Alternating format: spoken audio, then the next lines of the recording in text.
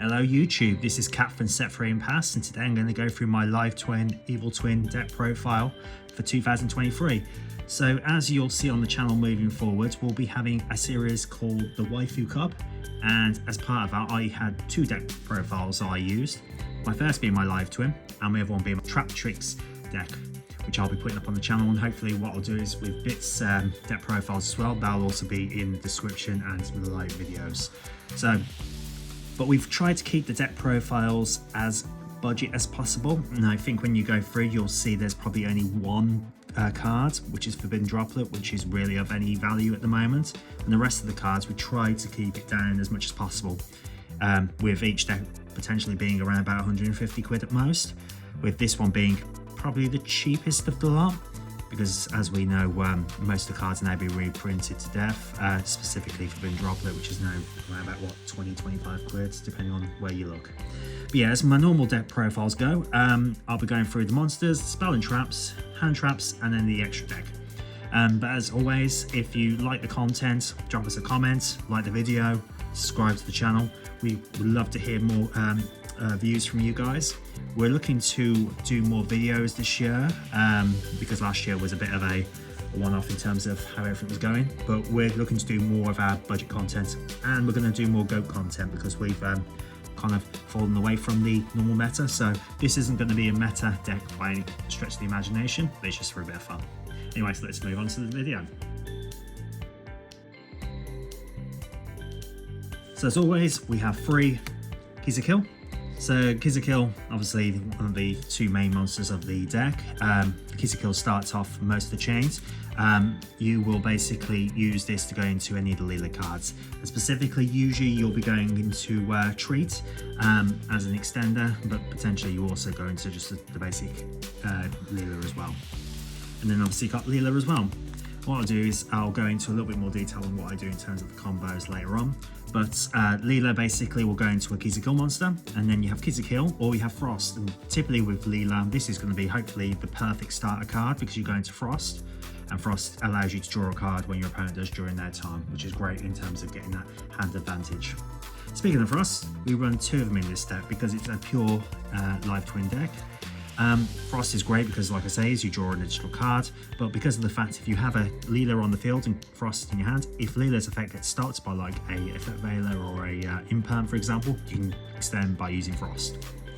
And I run 1 Treat, and Treat has the effect basically when you take battle damage, you can then remove this from your grave and basically reduce the attack of the monster based on the difference in the damage, which can help in quite a lot of cases because the Evil Twins only have 1100 attack points, so therefore if you're getting attacked by a 1800 beta, then obviously they lose 700. And then we have Keys of Kill on Leela.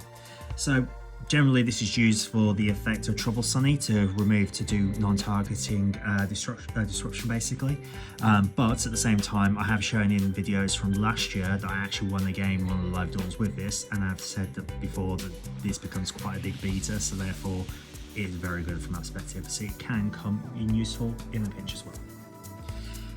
In this particular build I use Parallel Exceed.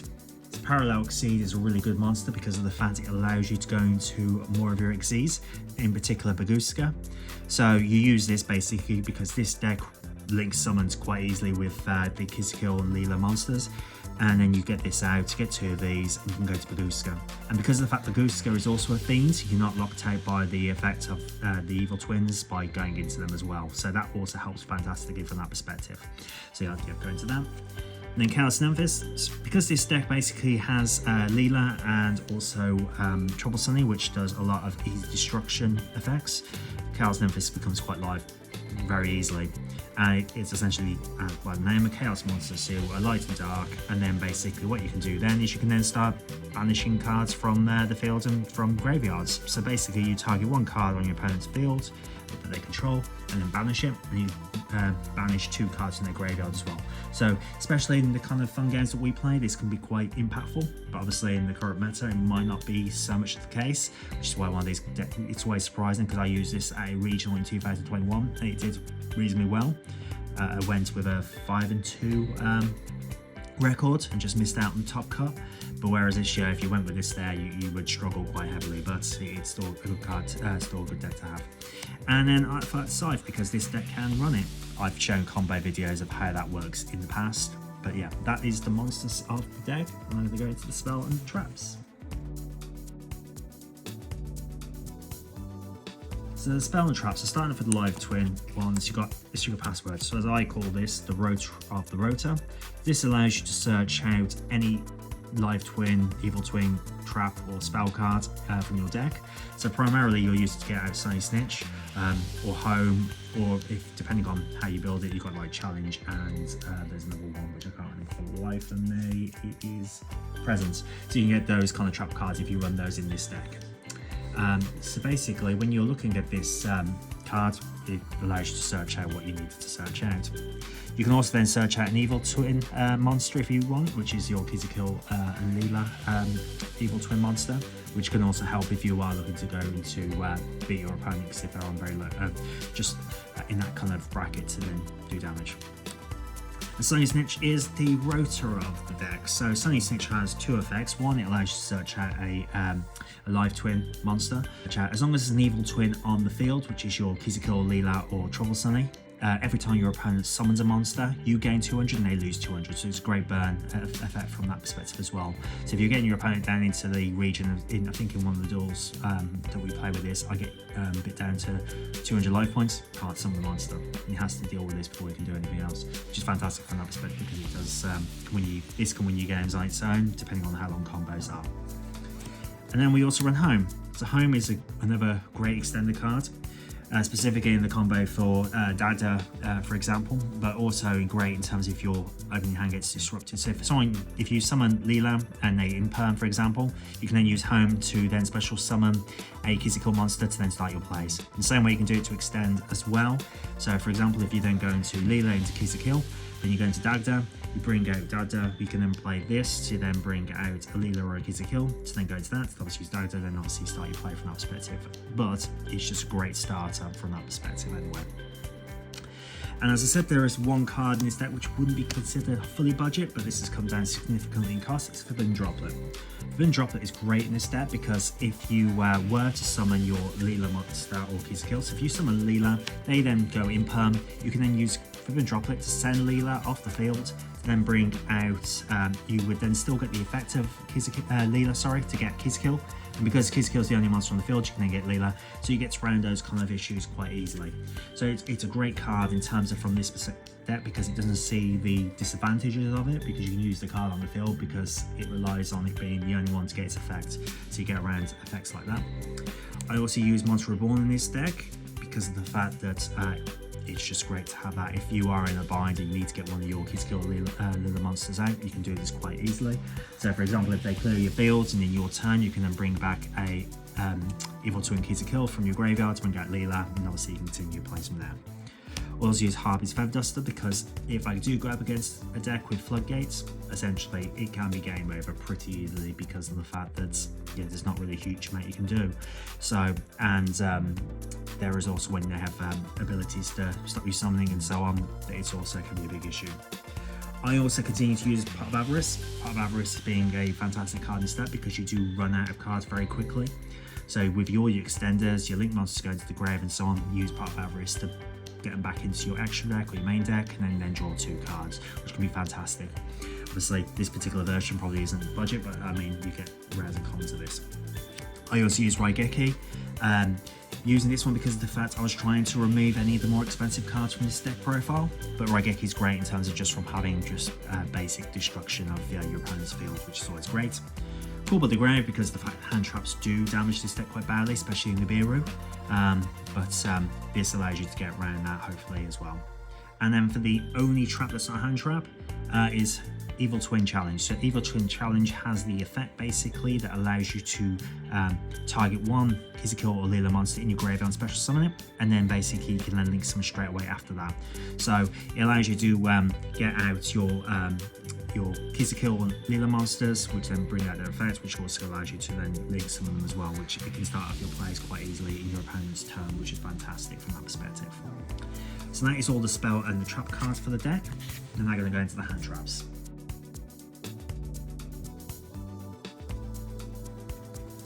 So because of the fact we're going into a budget series with this, we haven't used many hand traps and we try to limit the amount. But in this particular deck, I use 3 Ash Blossoms.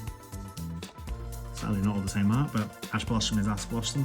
You all know the effect basically stops your opponent basically with many different types of plays. You also use Effect Veiler just for the effect of basically stopping your opponent's effects during their turn, and Imperm. And Imperm is at 3 this one. So that's basically, that was very self-explanatory. You could change these for anything. You could have Nibiru's, you could also have Ghost Bell, and so on, depending on obviously your meta. This is what we choose for the purposes of the series.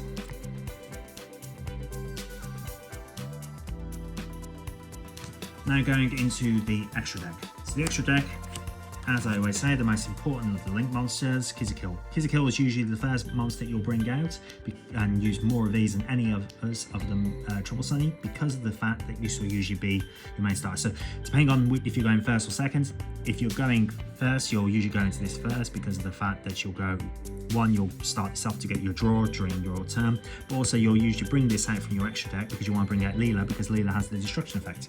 Speaking of Leela, she's at 2. So, like I say, you always usually only use 2 of these because you bring out Kill from your extra deck, so then hopefully bring this from the graveyard, which means you'll have one in your deck still, because you want to have the destruction effect. Only if you're going second will you usually bring this out first. So you'll bring this first to get out for the first time into your graveyard, to bring out Leela, Kill to then bring Leela out to get the pot. So you always run it as 2 and 3. You could run it as 3 and 3. I know there's been deck profiles in the past that runs 3 or 2 or 2. I don't like the 2 and 2. And I think 3 and 2 works quite nicely because of the fact I use Pot of Avarice, which allows you to recycle some of those cards as well. Then you run 3 Trouble Sunnies.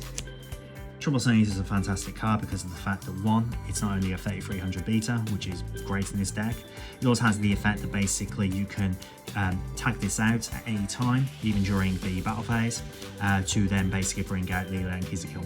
So the usual play with this is you'll go into your turn, you'll go into Trouble Sunny, then you'll attack your opponent for 33, hopefully you've cleared their field, you'll then remove this to then go for another 22 between those two. Also, while it's in your graveyard, you can then send 1 Evil Twin from the field to the grave, or 1 Evil Twin Leela Kill from your deck or hand to the graveyard to then activate the effect. So one of the great things with this is if, say for example, you've got one of these, we've got these 2 out on the field, you can then send this and banish it. You could then send Leela to your grave, which means you can use Kill effect to bring back Leela. So there's numerous options with this deck, which is why I like this, because of the fact it's not only a 1-card starter, but there's so many different plays and it can be quite enjoyable. As for the other cards, we've got Phoenix. Phoenix is just a great card to have in here. It's another link too. It's also a fiend, so it doesn't get affected too badly, or it doesn't get affected at all by the fact that when you do bring out either Leela or Kill, you're locked into fiends, which is what I try to do with this deck, but also with the destruction effect. Abomination as well, I find it's a fantastic card in here. Again, it's a fiend, but the advantage of this is every time you destroy one of your opponent's monsters in battle, you can then use the effect to destroy, and at the end phase of each turn you can then destroy, which is great as well. So if you've run out of your Trouble Sunnies or you feel that this is great, this is better, then you go into this. And I think I use this quite a lot as well, more than you would think. And then Dagda. So Dagda being a fairy, as I said before, but if you play this in the first turn. So for example, as I said before, so let's say we've got a play here. So we've gone first turn, Leela into Kill. So you got your Kill out. But we're saying this particular one, we have got either the extender or a home in our hands. So you go link off into Dagda, then you use the effect of home to bring out Kill, for example, which activates Dagda. You then can go into your Leela and Kill plays. So that's a way of doing it. I think I'll go into more detail in one of the previous videos I do with these. Still use the Sky Cavalry as my choice because level 2s. I know there is the, I can't remember the level what the other one is, but I prefer this one because of the fact that you usually guaranteed to get this through to then go into your Downerd and your Zeus. So you've always got that as a backup plan if you need to. And as I said before, the reason why we're using Parallel Exceed is that we can go into Baguska. Baguska is a great stall card as well as stopping you from having plays. And depending on obviously what deck I go against with bits, this will come in quite handy. But usually if I'm playing against a deck which relies on a lot of monster effects, so for example if you're playing against a Sword Soul, this will be great because of the fact that when they're getting the monsters out, they also get the defense and they don't get their effect. So it can stop basically many of decks going into that. The one deck I know I'm worried about is usually something like Striker, which doesn't really mind because this doesn't affect Link monsters because obviously they can't go to defense. So that's one downside of it. So guys, that's the deck profile. So this is going to be one of many deck profiles we're going to do for the series, including some live duels. But obviously there are a number of different combos and ways to play this deck. So if you do want to know of any of them, just drop a comment and I'll try and make another video if need be. Hopefully you've enjoyed the content. As always, if you do enjoy it, remember to drop a comment, say what you like. If there's anything else you want to see, we're going to try and do predominantly budget videos moving forward. And like I say, we've got videos as well, so you'll see those coming up. And also we started playing Pokemon, which we're hoping to start doing some videos of as well if you're interested in those. And additionally, remember to subscribe to the channel and then drop us a comment, like videos and all those kind of good stuff.